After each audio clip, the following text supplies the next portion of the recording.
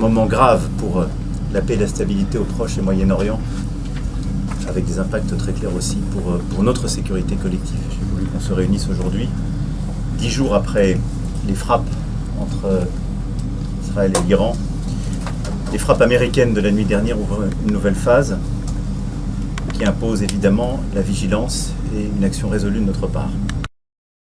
La région, y compris le président iranien que j'ai eu hier et aujourd'hui, et avec les homologues européens, il est clair que nous appelons tous et toutes à ce qu'il n'y ait pas d'escalade, convaincus qu'aucune réponse strictement militaire ne peut produire les effets recherchés.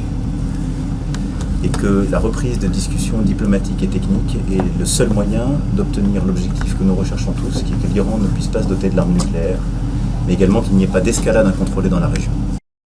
Par ailleurs, j'ai pu appeler chacun donc à reprendre au dialogue par la voie diplomatique sur la question à la fois du nucléaire et des missiles balistiques. Enfin, dans ce contexte, et nous allons y revenir tout de suite, la sécurité de nos ressortissants en Iran, à Israël, est une priorité à tous égards. Il en est de même évidemment de nos personnels diplomatiques comme de nos soldats.